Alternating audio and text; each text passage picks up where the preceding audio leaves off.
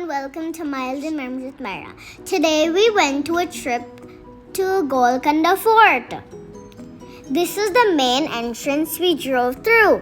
It's called the Victory Gate. The wooden doors have sharp iron spikes to stop enemy elephants from headbutting their way in. But the coolest part? If you stand under the dome and clap loudly, the guards at the very top of the hill could hear it. It was an ancient security alarm. I also came with my cousins. Look at the big buildings.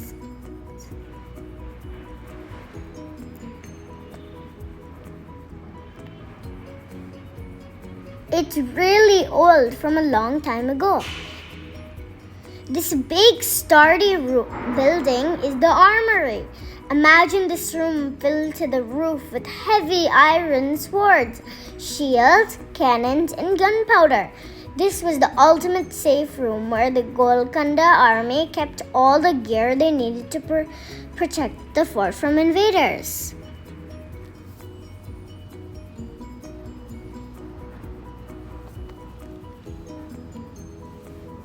Look at all these old buildings.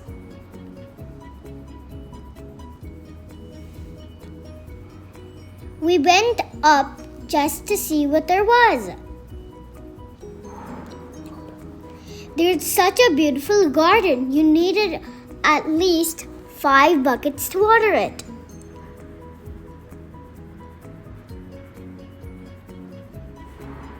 As we got closer to the main climb, we passed through a second huge gate called Bala Hisar. If you look closely at the stone, there are beautiful carvings of peacocks and mythical lion-like creatures. It was meant to look grand and scary at the same time.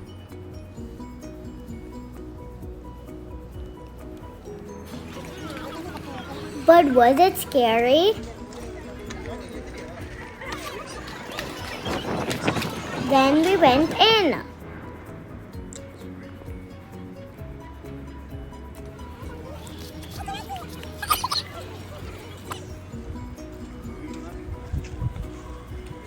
There are some more old buildings. This dark room has a fascinating story. A famous poet and devotee named Ramadas was locked up here by the king for using royal money to build a temple. Remember Bhadrachalam? If you carefully step on the rocks inside, you can see beautiful pictures of Lord Rama, Sita, and Hanuman.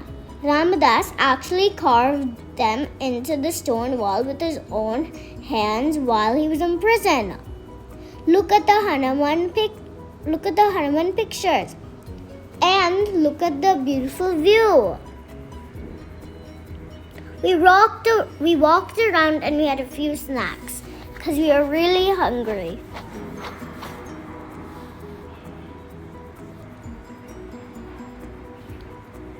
This pavilion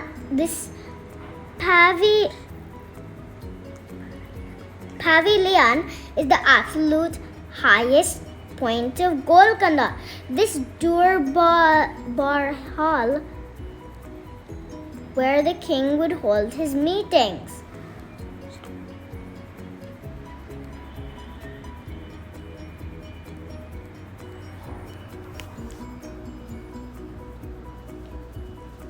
Because it's so high up, it catches the coolest winds. The king didn't need air conditioning. They just built their castle in the clouds.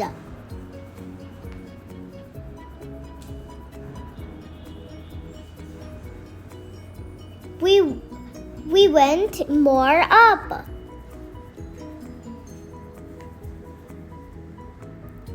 And here's the rest of Golkonda.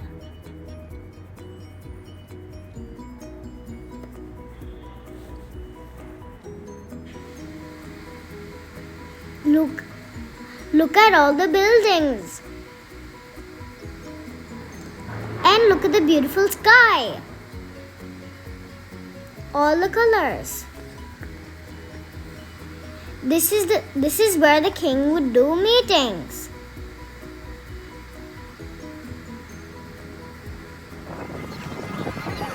Now we're going down from the steps. While we walk, you might notice clay pipes along the walls. The engineers of this fort were geniuses. They used water wheels and gravity to pull water all the way from the Grand Lakes up to the very top of the hill. No electricity needed.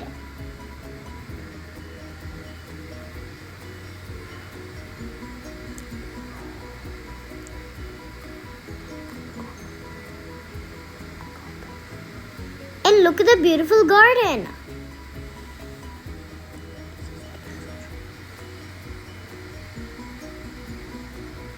While we watch this awesome colorful lights, let me tell you a super quick history of Golkonda.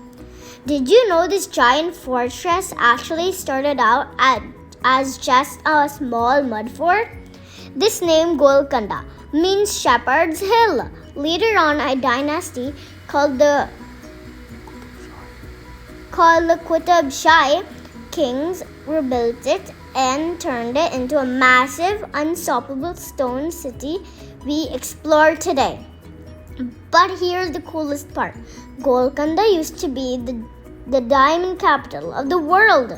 Some of the most famous and shiny diamonds in history, like the Koya Noor and the Hope Diamond, were traded right here. This fort was so rich and strong that the famous Mughal emperor had to camp outside the walls for 80 whole months before he could finally capture it. The laser show tells us the whole epic story of battles, kings, and hidden treasures. Look at all